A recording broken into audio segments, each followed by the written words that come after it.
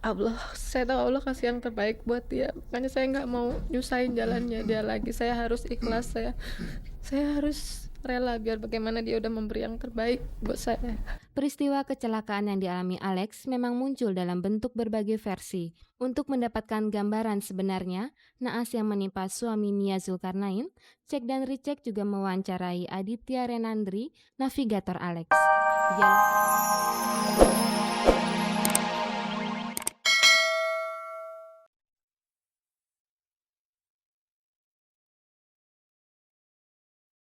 Pemirsa, Sabtu 25 Mei lalu, berita duka dialami oleh artis cantik Nia Zulkarnain.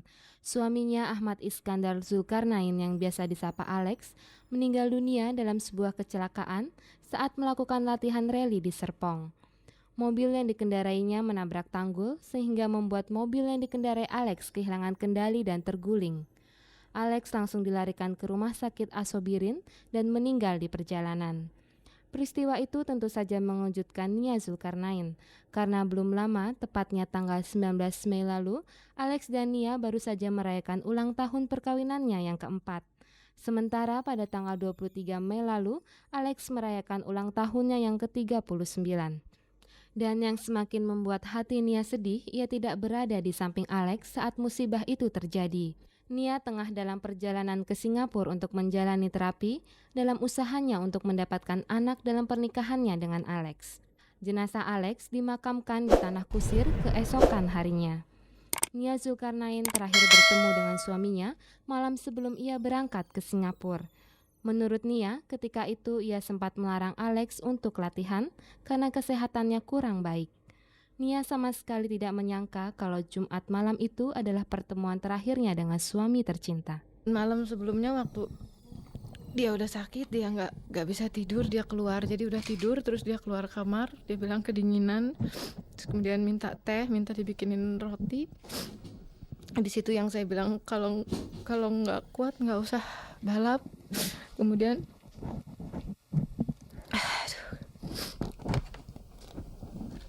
saya tanya sama dia, kalau kamu sakit saya nggak usah pergi ya, karena check up bisa kapan-kapan aja, nanti saya bilang gitu, walaupun memang harusnya 6 bulan sekali.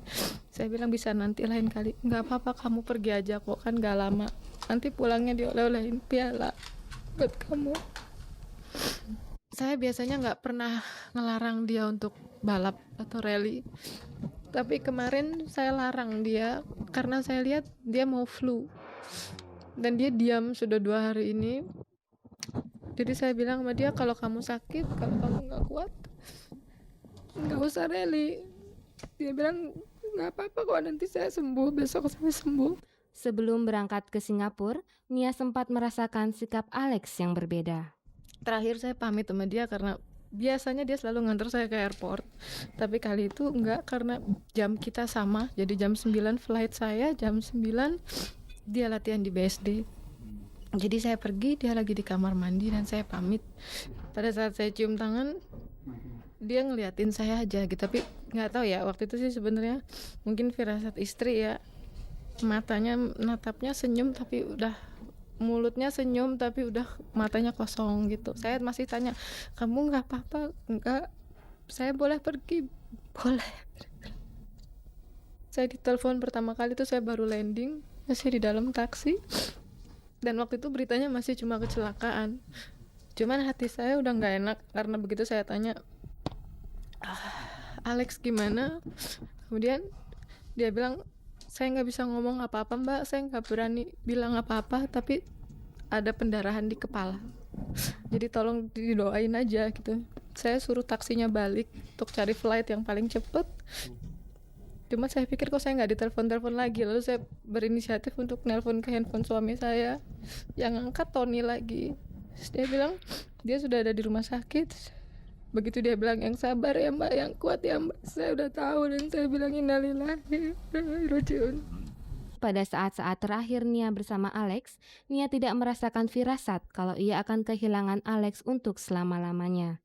Saya masuk kamar mandi kemarin pertama kali, lihat baju yang bekas dia pakai masih bau fix, karena pada saat dia sakit dia minta dikasih fix ya, digosokin, masih ada di situ. Yang pagi saya pamit dia mandi, pamitnya pun perpisahannya di kamar mandi. Jadi belum belum jangankan tidur, masuk kamar saya nggak kuat saya.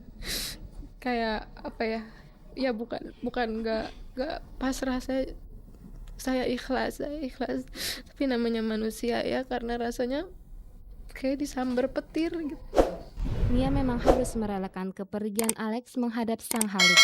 Bagi Nia, kenangan selama 4 tahun menikah dengan Alex adalah saat-saat yang paling berharga dalam hidupnya. Harus rela karena saya sayang dia, saya cinta dia, saya pengen dia tenang di surga, saya pengen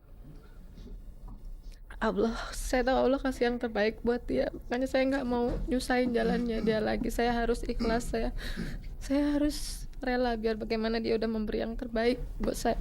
Peristiwa kecelakaan yang dialami Alex memang muncul dalam bentuk berbagai versi. Untuk mendapatkan gambaran sebenarnya, naas yang menimpa suami Nia Zulkarnain, Cek dan Ricek juga mewawancarai Aditya Renandri, navigator Alex.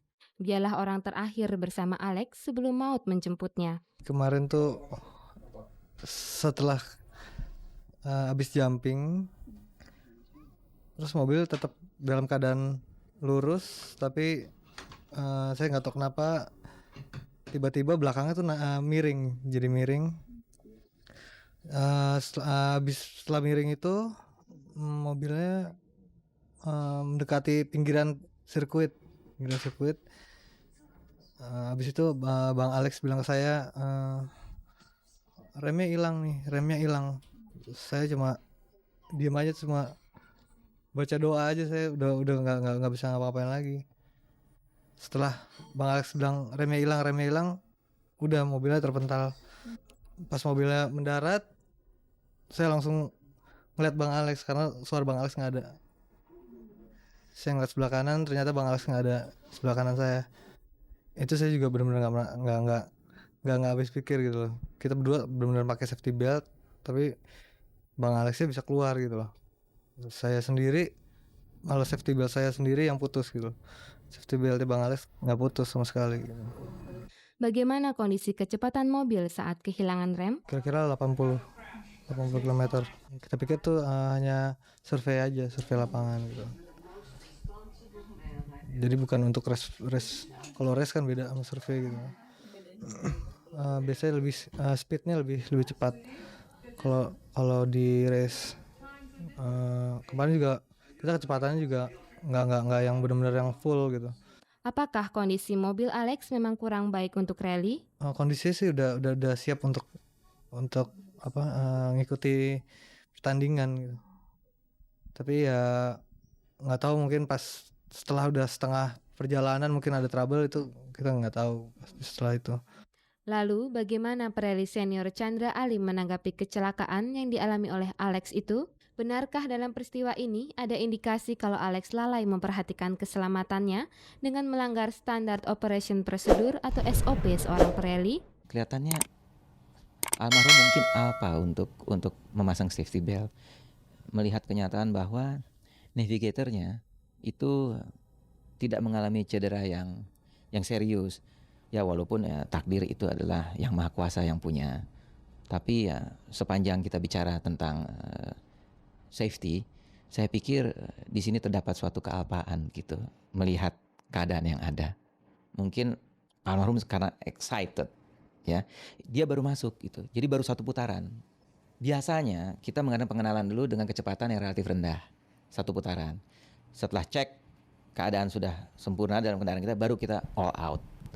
Saya kira ini kombinasi ya kombinasi human error dalam arti kealpaan, ya, dan juga ya kendaraan itu sendiri kan kita nggak tahu. Sekarang benar, kemudian rusak, itu kita nggak pernah tahu. Bisa aja pada saat kita coba masih oke, tapi begitu dicoba lebih jauh, udah ada yang putus, udah ada yang aus, kita nggak tahu. Yang saya tahu hanya ya artinya ini sudah sampai takdirnya. Bagaimana dengan kondisi mobil Alex ketika itu? Menurut beberapa mekanik, bahkan pada saat sebelum almarhum jalan, kendaraan itu dites dulu oleh mekanik dan keadaannya laik. Kebetulan memang karena kita preparasi kendaraan itu bareng ya di satu speed shop. Jadi kendaraan saya dan kendaraan almarhum itu dibawa oleh para mekanik bersamaan gitu, dan dipreparasi bersamaan. Bahkan kita next door ya, sebelah-sebelahan, sempat bercanda-bercanda. Dan pada saat itu saya habis muter, terus saya ganti ban, saya lagi ngobrol sama tim saya, lagi bercanda-bercanda. Nah, almarhum tuh tiba-tiba jalan, ngebut.